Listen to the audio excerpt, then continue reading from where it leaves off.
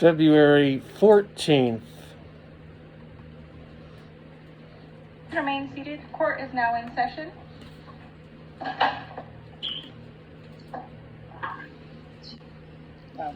Good afternoon, folks. This is Judge Kirkwood. I'm going to handle one matter first, and then Judge Gandor will be in to handle the rest of the matters. So the matter that I have is, yeah, no problem, feel free to have a seat. 23 SK 00435 with Mr. Hagan.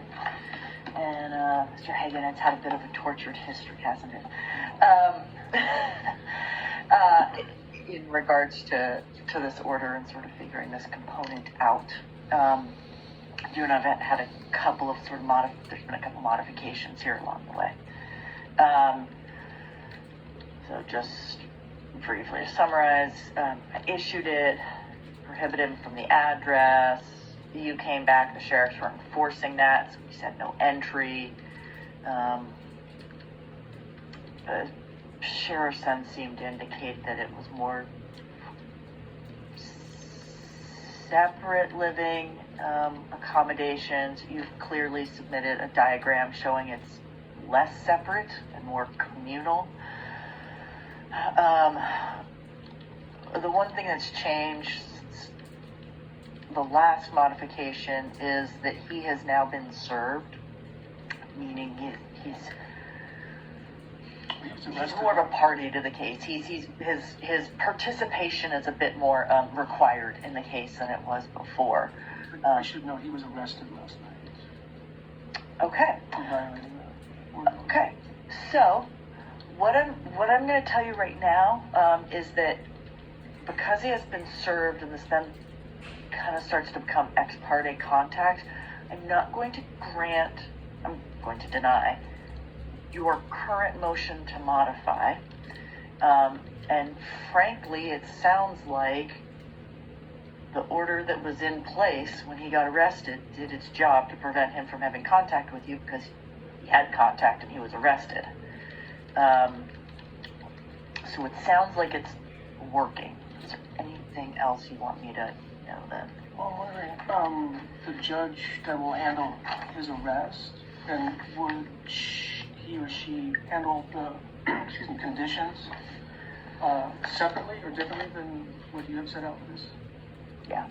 Yeah. So they will. You can talk to the district attorney's office. They'll have the victims' advocates there. District attorney's office is in this building. If you want to stop by. Oh, yeah. Yeah. So you can talk to them.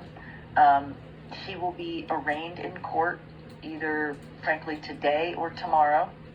And you have a right to make an appearance. Okay. So what the clerk indicated to me is that he was not charged. So you can still absolutely talk to the district attorney's office and talk to a victim's advocate. At this time, it appears they chose not to charge him. I don't know why. That is their decision. It's their branch of government.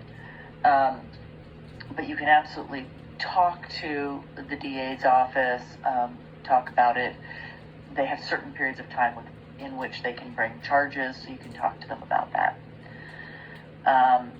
But at this time, I'm going to leave it in place with the last one, which is that he can come and go from his room, but he needs not to have contact with you. So if it's a time where you're not there, you can use the kitchen. If it's a time where you're sleeping at night, he wants to cook dinner, he can do that. But he can't be interacting with you. I would just like to say that he's already violated it 4 times. I just wasn't able to wait on hold that long. And he's going to continue. I have to listen to him talking in the hallway in my bed. No, it turns my stomach to know that he can just stand outside my door and say whatever he wants, or stand in the kitchen. I was assaulted in the kitchen, in the hallway. I should also back this up that we are all from homeless shelter. A homeless shelter owns that property. He owns nothing in there except for clothing, maybe a computer. Everything's furnished for us. We all came from Doreen's place and people who leave there go back to Doreen's place. This isn't, and he's already been down there to check to see if he would be able to, how to get back in.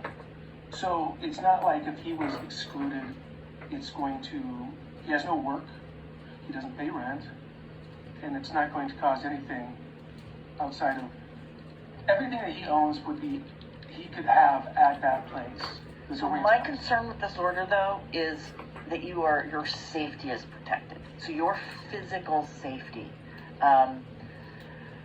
So I'm not saying it's good that him talking, that you can hear him talking, and that causes you discomfort. I'm not saying that's good. Right. But really the order is about, is he going to hurt you? Exactly. And so I'm so scared. I don't even leave my room. I urinate in my own room. I do everything I can in my own. I'm scared. We are all scared to go out into the common area because whenever someone's out there, he comes out. He owns the refrigerator. He owns the kitchen. And it's like... So if he has contact with you while you're at the place, you can call the police. And the contact is defined in that stalking protective order. I did. And that's one instance, and obviously they're not going to charge him. So, Well, that's what I'm telling you. You can talk to the district attorney's office about that. Because they have chosen not to charge him at this time, it doesn't mean they won't charge him in the future. I understand. So, I got you. I totally see what you mean. yeah. So, stop by their office because you're in the building. I understand. Yeah, so... and see what that brings. Your order is good enough to have got him charged, or at least arrested, possibly follow up with my evidence. Could lead to more. Okay, I understand. Yeah. Because there is it's just that it really, like last night was the first night he's not been there, and like even this morning, the idea of having to hear his door open and hear him, I didn't realize how scared I was. Yeah. And also I'm partially paralyzed. I have like half the strength of what you would expect someone like me to see. So that's why. Makes you feel more vulnerable, right? Well, Yeah, I understand that. Grabbing his bat didn't stop anything. He just went right through me. And unfortunately, I haven't. Oh, regardless, just the idea that I have to be in the same room, and to be in the same room is just I can't even. We don't have to be in the same room. So he is not allowed to be in contact with me, which means if you're in the common room, if you're in the kitchen, he cannot be there. Okay, because that is a big misunderstanding. Because that's what that stalking protective order says. Contact includes visual or physical presence. Thank you. From memory is not as good. Okay. But visual or physical presence. So he, that's the part of like, he's got to do his things when you're not around. If he needs to leave his room or come back kind of thing. Okay, that's much clearer. Okay. Okay, I appreciate it. Thank you Yeah. so much. And take care, Mr. Hagan. We can go off the record, and Judge Gondor will be back for you. I'll just hang, folks. Hang tight.